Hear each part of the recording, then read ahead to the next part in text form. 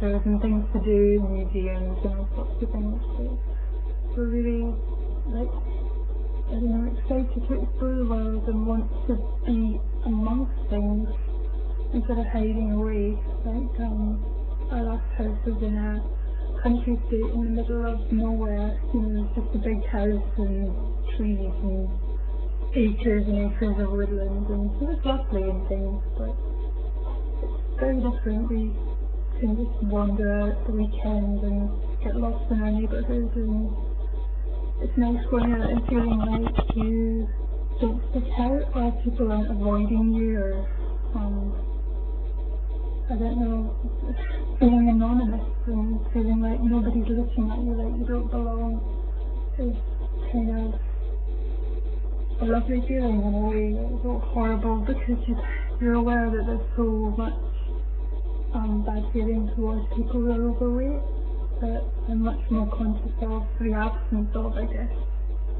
Because I thought that a lot of the self-loathing was coming from within, but actually I think a lot of it was projected from other people. I was getting constant messages of how repellent I was to other people, and that's kind of gone away. But that's a hard thing to accept, that people are just so judgmental. And I guess we're all guilty of doing that at times. And I don't know, I guess maybe there's also biological factors in mate selection and things, why people aren't particularly nice to larger people. I don't know. It's kind of new to me, and processing it is difficult to get your head around. And it's just as hard to accept people being nice because you're thinner as it is to accept people being nasty because you're bigger. But, yeah, we've been on holiday, we've got so many plans. It's just that amazing thing of, I don't know, I see now how worried I was about everything. You know, I had to calculate things before I went anywhere, you know. If I went out to a restaurant, would that seat hold me? Would I sit?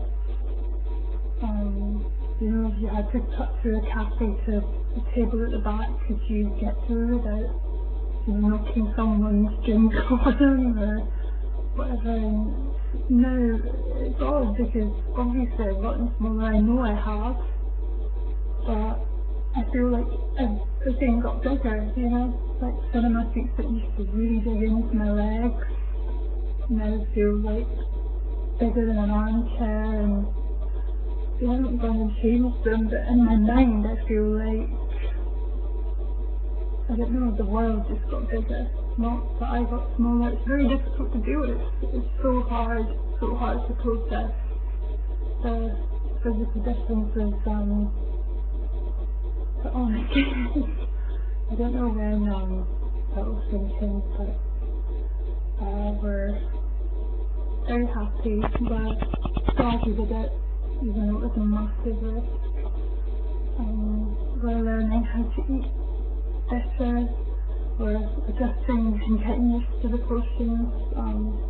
Kind of very easy now on my eye. I actually find seeing a lot of food quite difficult. Not that I'm judging people who eat a lot of food, but I guess just so scaled down in my mind now. I'm so adjusted to it. I mean, we buy these tiny Busan chickens. I don't know if you get them. They're like teeny, and roast on those. It's like, I guess the size of maybe a quail or a partridge, but we roast one of those and it does us Sunday lunch. And then chicken for such a little finger sandwich or whatever food, like a week.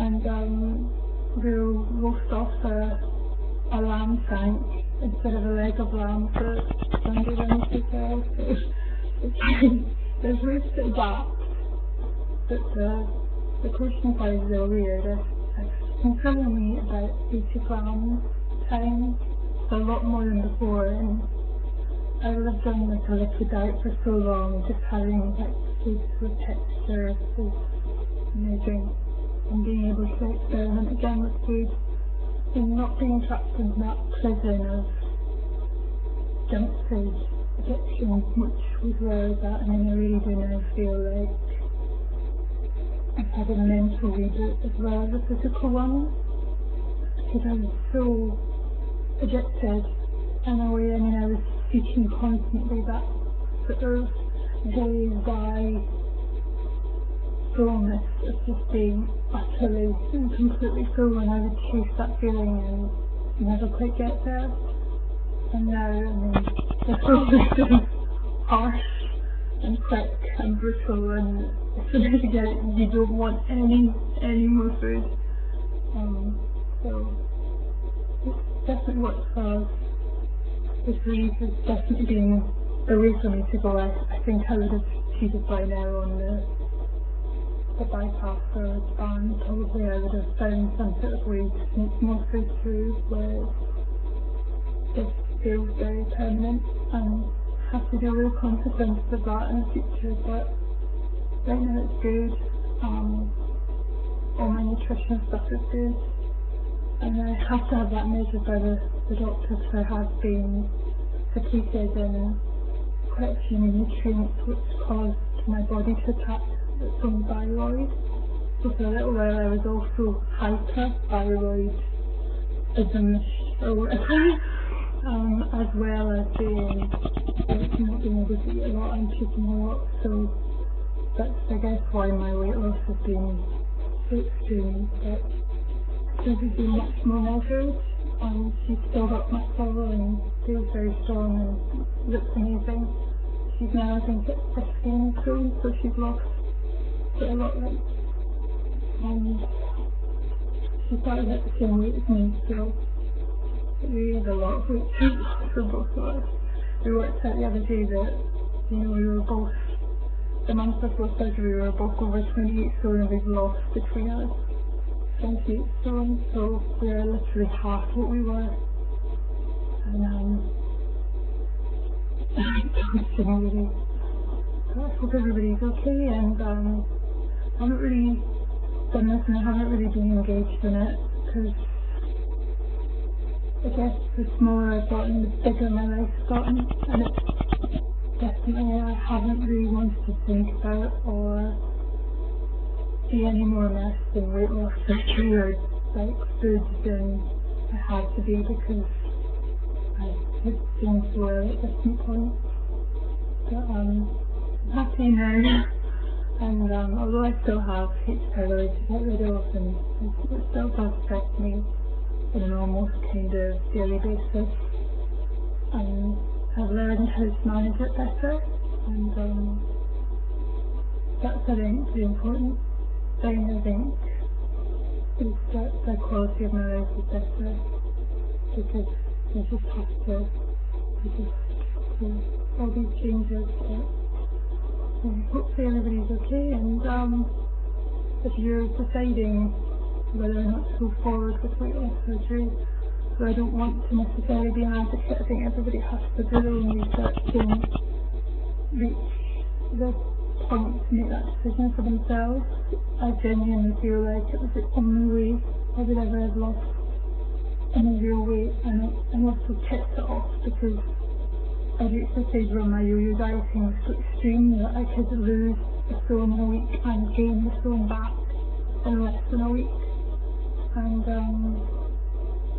it's so mentally unhealthy. I knew I was heading for an early grave, and I'd lost my mum. My mum died at 47, so I pretty much wouldn't have been surprised if I hadn't even made it that stage. So I know now that I've definitely traded that all in for a chance at a longer life and a fuller life, a happier life, you know, for all that kind of baggage, both physically and metaphorically, emotionally, every way. I don't have that anymore, but yes, it's good. Life is good. I don't know if I'll update again. I might do, but if I don't, good luck, Disney. I hope you make the best decision for you. Okay, bye.